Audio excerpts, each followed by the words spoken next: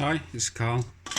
You may know me from such legendary films as Honda Jazz Fit GD, Lower Wishbone, Castle Nut Grief Part 1, Castle Nut Grief Part 2, Part 3, Part 4, Part 5 and Part 6. Well, finally got that done, so I'm now on to the other side. This time around I thought I'd start off with what was the worst last time, which is the this main horizontal bolt at the back of the wishbone here. And I hated the back nut, which I now know is sorry, that's blurry as hell.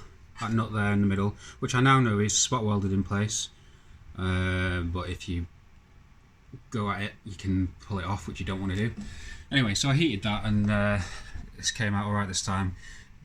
Far less corrosion on that bolt. What I thought was strange about the bolt is that it's got I did have the word in mind but I've forgotten it now, but it's you see it's like grooved. I had the word for that before. Anyway, I thought that was a bit weird, as though it's supposed to be a press fit into the bush, but I don't think it is. Well, no, it isn't. But I'm not sure if they don't maybe help with corrosion. You know, maybe they're one of the reasons why the thing gets wedged in there so badly. Perhaps it corrodes in a funny way. You know, those lines on the bolt swell perhaps with the corrosion. Anyway, started off with that one and that's come off fine, so I'm feeling good about this. If you look back at the other videos you'll see it was a freaking nightmare. Yeah, so that's come off okay. I've gone straight for the same tactic as last time, which is take the hub nut off and pop the drive shaft back a little, as much as you can. Just tap that and it's gone back enough so that I'm get the light moved, so that I feel I can get heat onto this now without melting the CV boot. Sort of happy to do that now. I'll just wedge a bar in there just because that can pop back in there quite easily. So what I did last time is I started off just going for a flat 17mm. No, before popping the drive shaft back, I took the pin out. Have I heard those called a clotter pin before? I don't know. Anyway, the castle nut pin. Took that out and I got on there with 17mm and it slipped, rounded off. Before I'd had an opportunity to get heat on it, before I'd figured that I could push this back enough to actually get a ring spanner on there. So this time I had a quick try with the 17mm spanner, but it wasn't feeling good, so I wasn't going to let it slip this time. So I've got a longish 17mm spanner there. I ought to be able to get on there. I know I can. Well, I could on the other side. Let's just see. Maybe we can move this drive shaft back a little bit more. Or maybe I can't actually. Maybe I got lucky on the other side. Maybe I can move the other side back more than I can this side. Well, let's see anyway. Oh, there we go. So just tap the end of the drive shaft with a mallet. And as you can see, or maybe you can't. I was going to say you can actually get a 17mm ring spanner in there. I'm going to try a bit harder on that. Let's get the wheel back out again. So 17mm ring spanner. Are we going to do it? It's close. I could grind the spanner off, but I don't really want to do that. Let's just see if we can tap this back a bit more. Yeah, that's just gone back loads more. Okay, easy. It's just camera's in the way now. So okay, it's a bi-hex spanner, so maybe not ideal, but we're not getting a socket. There's not enough room to get a socket in there. But so I'm feeling like I'm going to go straight in with heat. I can use the spanner either way up. It's it's machined all the way. It's quite a long one, so it's about longer than your forearm, whatever that is.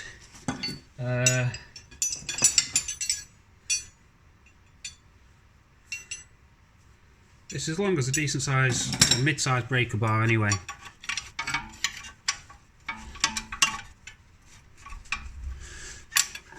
And I'm a bit happy about blasting this with some heat now. So let's just freaking go for it. I spent all day on that other side. I had to cut the bastard off. I had to grind off the castle nut, or cut off a load of it, and then hit it with a punch quite a few times. And I had to grind off the actual wishbone. Because that horizontal bolt was seized in, I had to cut the wishbone off. But I need to do both sides because the steering geometry is absolutely screwed right now, and there's no point doing half a job, getting an alignment, etc. So it just needs doing, really. Now there is some WD-40 on there which may go up in flames. Probably not. I think there's a seal on the wheel bearing, so I've got to be a bit wary of that on the inside here. I can't remember, but I think I saw one on the other side, like a rubber seal.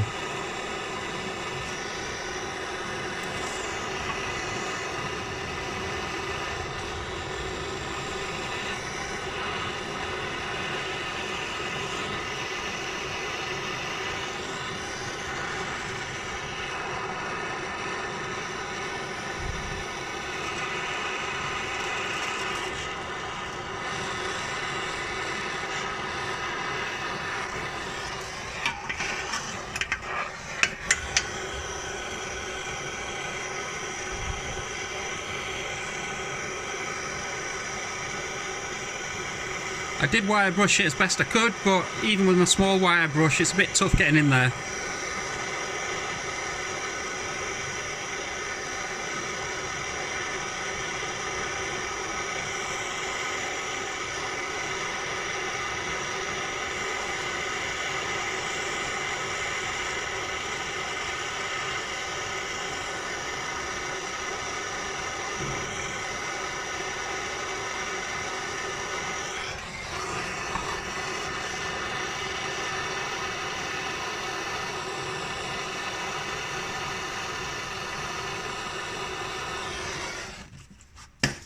Okay, so is it going to go?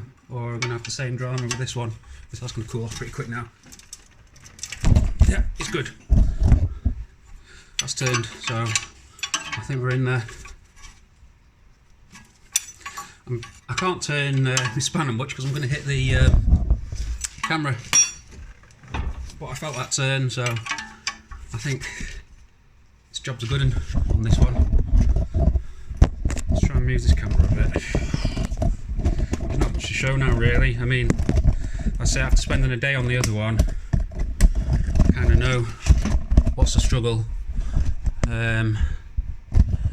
or how you can go wrong. Obviously, I went wrong by trying the 17mm spanner and letting it round off to begin with.